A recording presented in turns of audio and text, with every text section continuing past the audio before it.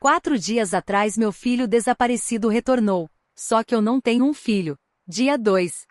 Antes de continuarmos, um pedido muito importante.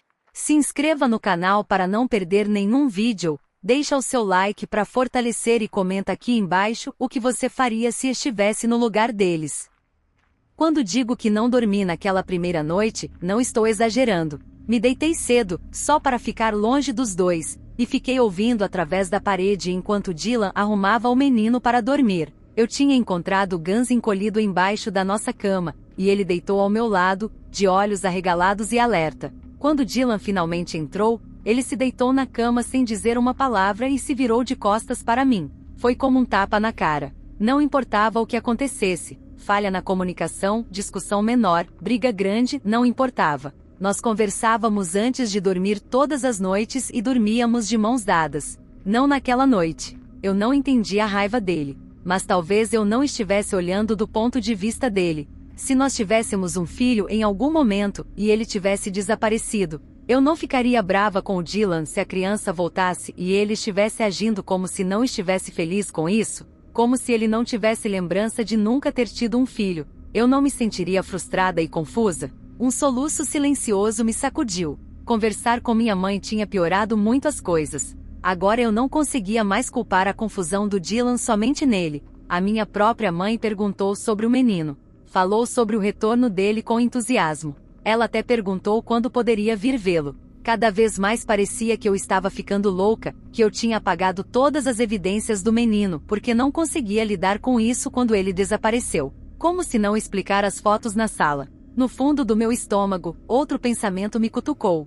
Talvez nenhum de nós estivesse ficando louco. Os olhos escuros e sem alma do menino e o sorriso largo me assombravam enquanto eu estava na cama. As horas se passaram, Gus ao meu lado, enquanto eu pensava sobre a possibilidade de que minha reação inicial, ao ver o menino, fosse a única explicação. Ele era mau. E ele tinha vindo aqui para nos destruir. Em algum momento eu peguei no sono. Acordei sobressaltada, sentindo uma vibração profunda contra o meu lado. Levei um minuto para perceber que era Gus, agachado perto de mim, rosnando para a porta. Eu me esforcei para sentar, olhando através do escuro enquanto meus olhos se ajustavam.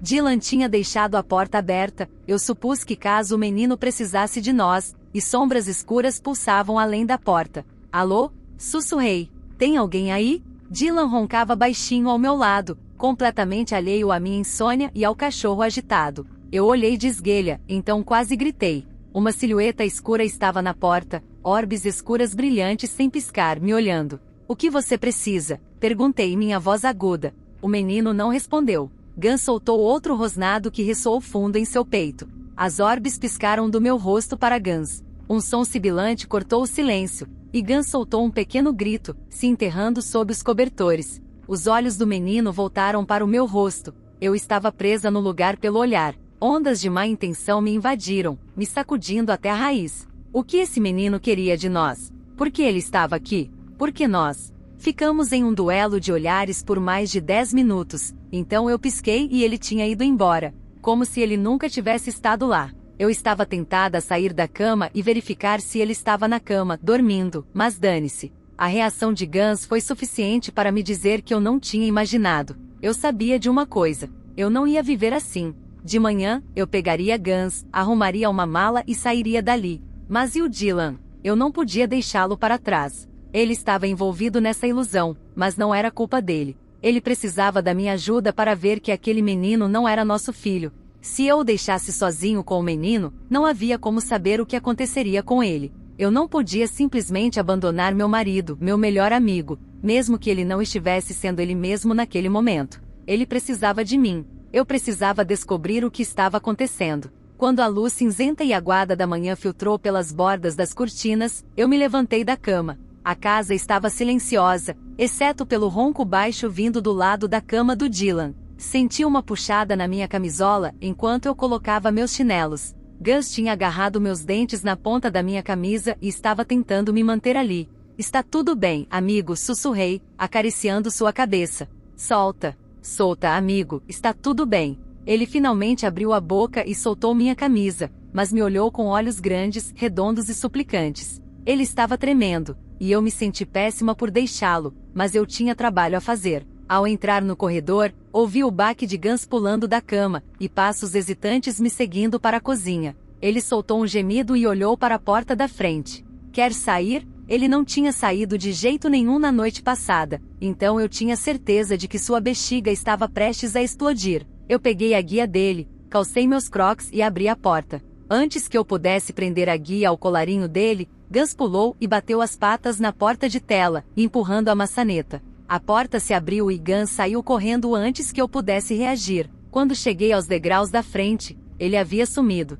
Gus, gritei, segurando a guia dele sem jeito na mão, mas ele tinha ido embora. Ele provavelmente estava mais seguro nas ruas do que aqui. Eu não gostei da maneira como o menino olhou para ele. Além disso, eu não podia culpá-lo, podia? Quantas vezes eu tinha pensado em fazer exatamente a mesma coisa nas últimas 24 horas? Eu esperava que ele estivesse bem. O pensamento dele estar lá fora sozinho fez lágrimas encherem meus olhos. Claro, eu iria procurá-lo, mas eu não esperava encontrá-lo. Não enquanto o menino ainda estivesse por perto. Ei, o que é todo esse grito? Eu me virei para ver Dylan na porta, esfregando os olhos. Gus, eu disse. Ele fugiu.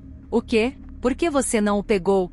Ele perguntou, com acusação na voz. Ele foi muito rápido, eu disse, fechando a porta. Ele tinha ido embora quando eu saí. Dylan deu de ombros. Tenho certeza de que ele vai voltar. O Logan já acordou? Não faço ideia, eu disse, voltando para a cozinha para fazer um café.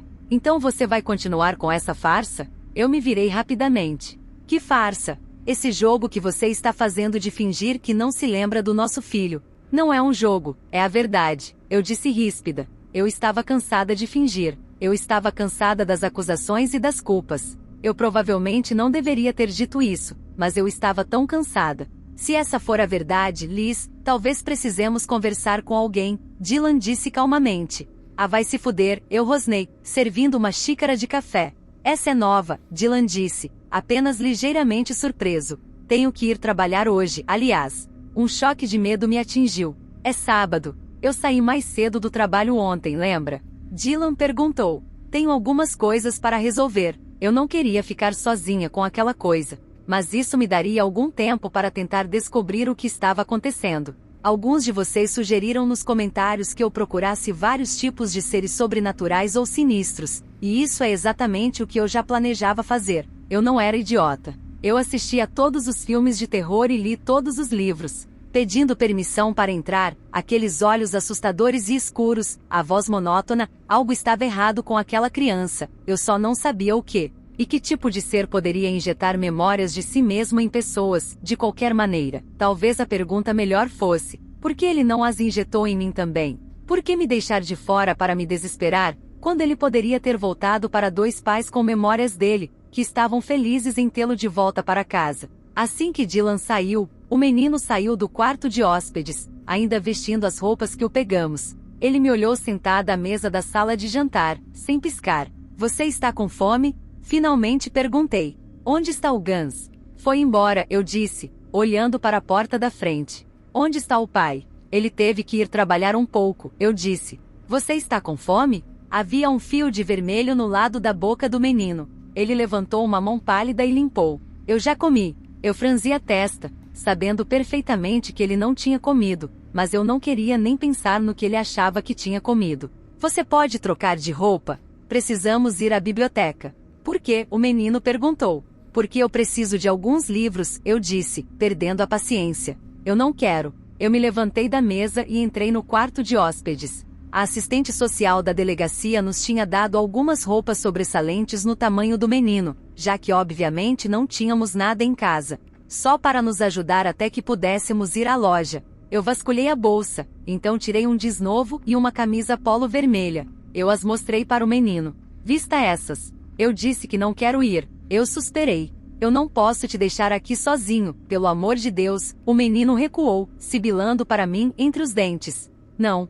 Olha, eu disse, mudando de tática. Se você for comigo para a biblioteca, eu te levarei à loja depois e comprarei qualquer coisa que você quiser. O menino inclinou a cabeça. Qualquer coisa. Eu engoli em seco. Sim, qualquer coisa. Só se vista, por favor. Na biblioteca, eu mandei o menino para a área infantil onde estava acontecendo a hora do conto. Eu o observei sentado no chão de pernas cruzadas na periferia do círculo de outras crianças, então corri para a seção da biblioteca onde eu encontraria livros sobre folclore, criptídeos e coisas do tipo. Eu tirei livro após livro das prateleiras e folheios. Nada sobre o aparecimento do menino em nossas vidas parecia corresponder às criaturas que eu estava encontrando nos livros. Um trocado era próximo, mas isso era uma substituição para uma criança que foi levada por uma fada ou um troll ou algo assim. Essa criança não era uma substituição. Ele nunca existiu em primeiro lugar. O que ele era? A frustração se enrolou dentro do meu estômago.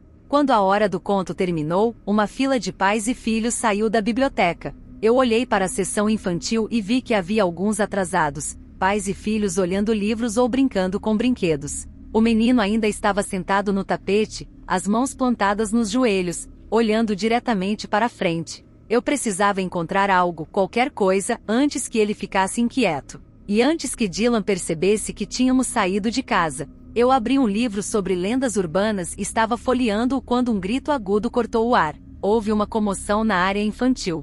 Merda, eu disse, jogando o livro de lado. Eu pulei da minha cadeira e corri pela sala, contornando a esquina. Havia um grupo de pais, todos claramente chateados, parados entre o menino e uma garotinha de vestido rosa. De quem é essa criança? Alguém perguntou, olhando ao redor. Oi, minha desculpe, o que aconteceu? Perguntei sem fôlego. Uma mulher apontou para a garotinha, que tinha linhas de lágrimas escorrendo pelo rosto e marcas vermelhas no pescoço. Seu filho estava engasgando minha filha. Minha boca caiu aberta. Eu agarrei o menino bruscamente pelo ombro.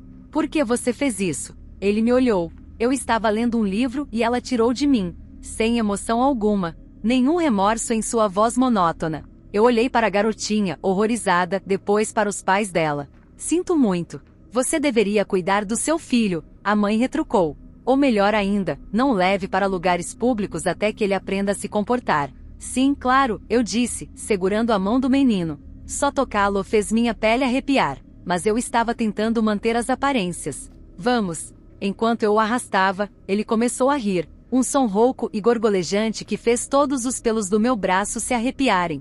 Eu olhei por cima do ombro. Os outros pais nos observaram ir, seus olhos arregalados, as mãos pressionadas contra a boca. O menino continuou rindo até o carro. Eu o sacudi. Pare com isso. O que há de errado com você? Ela merecia, ele respondeu, entrando no banco de trás. Eu saí do estacionamento como um raio. 5 minutos depois, eu virei na nossa rua. Eu podia sentir os olhos do menino cravados na minha cabeça. Você disse que me levaria à loja, ele disse. E embora seu tom não tenha mudado, eu pude ouvir a malícia por trás disso. Eu entrei na garagem, desliguei o motor e me virei para enfrentá-lo. Isso foi antes de você sufocar uma criança de 4 anos na biblioteca. Eu saí do carro, olhando ao redor por algum sinal de Gans. Nossa vizinha estava andando pelo quintal da frente, sacudindo uma caixa de guloseimas. Ela acenou para mim distraída enquanto o menino se juntava a mim na calçada da frente, ainda irritado por ter recebido um não. Alissa querida, a vizinha chamou. Você não viu minha gata Muffin por aí, viu? Não, ela está desaparecida. Perguntei, olhando para o menino. Eu a deixei sair cedo esta manhã e ela sempre volta para almoçar, ela disse, coçando a cabeça. Eu não sei onde ela pode estar. Vou ficar de olho nela, eu disse, um frio descendo pelas minhas costas. Não era incomum ver a gata cinza tigrada vagando pelo nosso quintal. O quarto de hóspedes dava para o mesmo quintal. Eu olhei para o menino e ele sorriu. E aí, o que vocês acham? Se inscreva no canal para não perder nenhum vídeo, deixa o seu like para fortalecer o canal e comenta aqui embaixo o que você faria se estivesse no lugar deles. Até o próximo vídeo.